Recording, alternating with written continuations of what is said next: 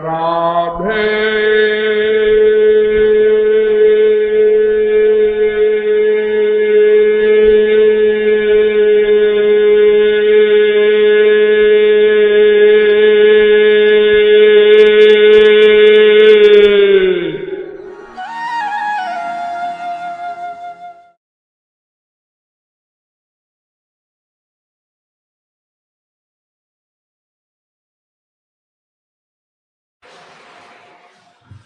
स्वयं भगवान श्री कृष्ण की तीन अंतरंग शक्तियां हैं।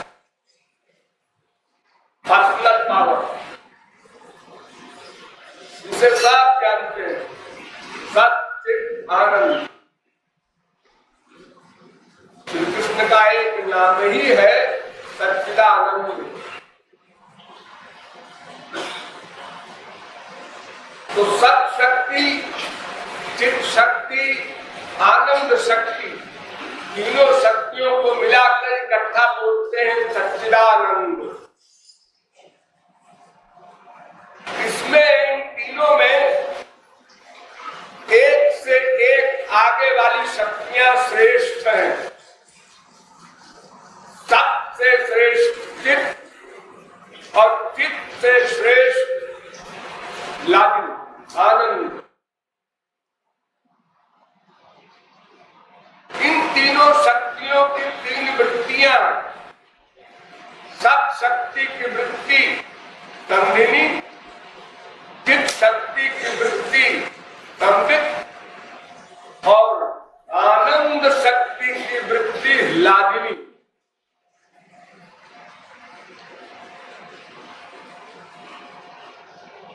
ये तीन शक्तियां बहुत सा काम करती हैं।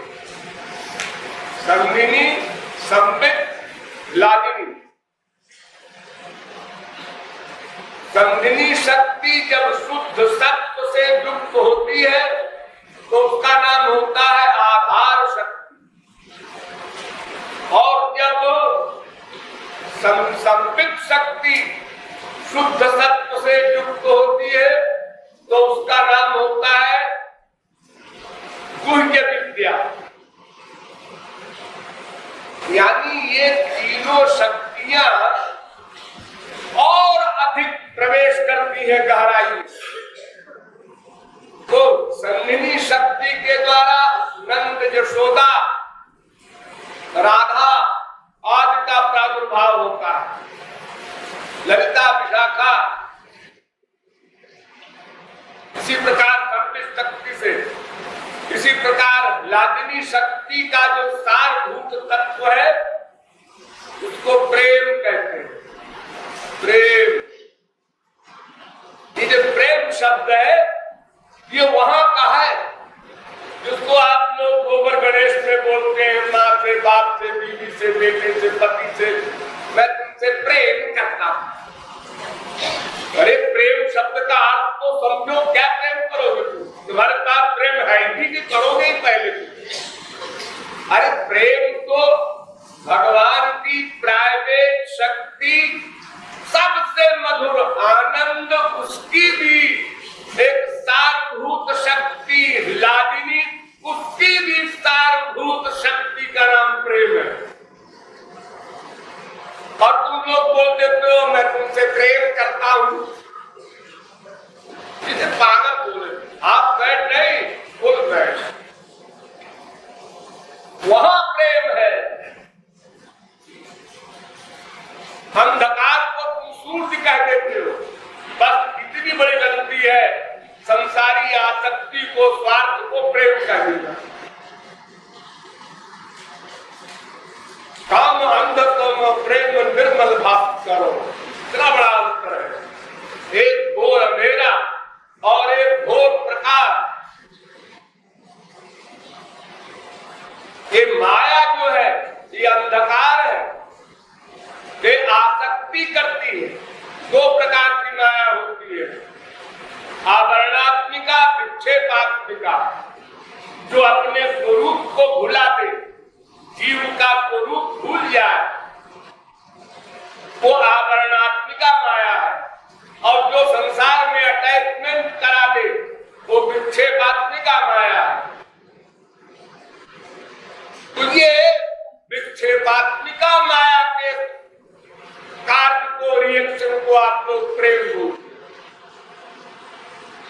बताइए कहाँ प्रेम है और कहाँ आप बोलते हैं।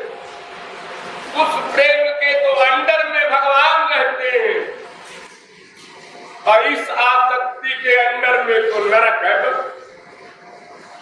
तो और क्या होगा? तो लादनी शक्ति के सारभूत तत्व का नाम प्रेम। याद कर लो।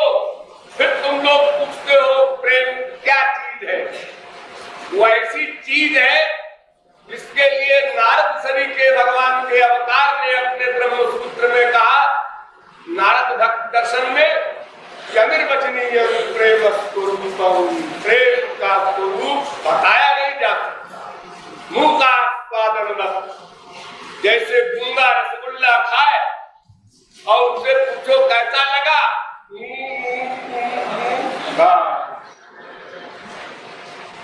ऐसा है प्रेम का पुष्कर स्वरूप।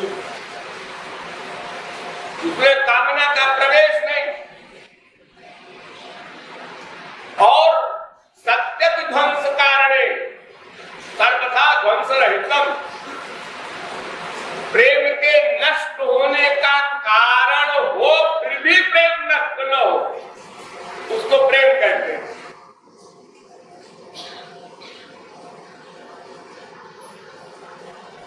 प्रेम के नष्ट होने का कारण हो यानी हम जिससे प्रेम कर रहे हैं वो विपरीत व्यवहार करे, उल्टा व्यवहार करे, फिर भी हमारा प्रेम कम न हो, उसको प्रेम कहते हैं। प्रेम झुकता नहीं, एक जगह रुकता नहीं, वो प्रतिक्षण वर्तमानम अविच्छिन्नम सूक्ष्मतरम अनुभव रूपम, ऐसा होता है प्रेम। और जहां बदले की भावना हो गई वो आधार ही गलत हो गया, तो बिजनेस हो गया। हमने प्यार किया तुम भी करो, नहीं करते कि जा प्रेम भी नहीं करते, नहीं हम करेंगे तो फिर हम भी करेंगे, नहीं करेंगे कि हम भी नहीं करेंगे।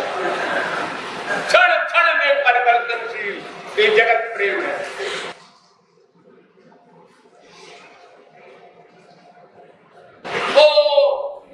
वो लादनी शक्ति का सारभूत तत्व प्रेम है और प्रेम के आगे उसी का और सारभूत तत्व है स्नेह भक्ति, फिर उसके आगे मान भक्ति, फिर प्रणय भक्ति, फिर राग भक्ति, फिर अनुराग भक्ति, फिर महाभाव भक्ति। अंतिम जीव की अंतिम सीमा महाभाव।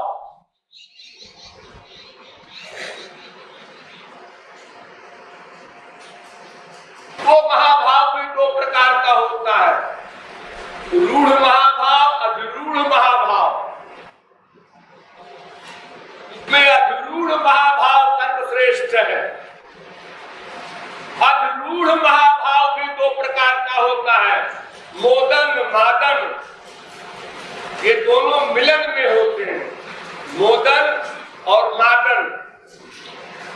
और जब विरह हो जाता है तो मोदन महाभाव मोहन महाभाव बन जाता है।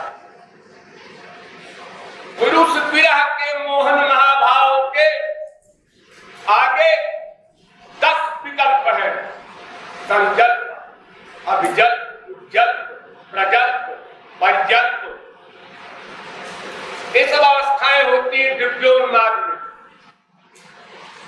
फिर इन सबसे परे मादन महाभाव है। तो ये मोहन महाभाव और दिव्योन्माद ये किशोरी जी के पास रहता है, कभी कभी ठाकुर जी को मिलता है और फिर उनकी कृपा से कभी कभी ललिता विशाखा वगैरह को मिलता है, कभी कभी। और इन सबसे परे वाला महाभाव अंतिम है मादन, वो केवल किशोरी जी का सुख, वो प्रेम की कोषाध्यक्ष है, खजांची अध्यक्ष है उसकी, उन्हीं के द्वारा पास प्रेम जाता है, उन्हीं के पास, जीवों के पास जाता है।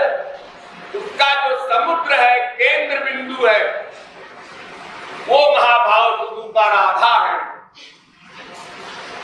ये सब अवस्थाएं जो हम शब्दों में बता रहे हैं, ये सब चेतन भी है। भगवान की सब चीजें चेतन होती हैं। जो आप लोग बनमाला देखते हैं, मुरली देखते हैं, नूपुर देखते हैं, कंकड़ देखते हैं, पढ़ते हैं, सुनते हैं, कीर्तन करते हैं, ये सब चैतन्य है। हम लोग जड़ धातुओं के बनवा के पहनते हैं, सोने के, चांदी के, हीरे के, ये सब पृथ्वी के विकार हैं। वहां माया का विकार नहीं है।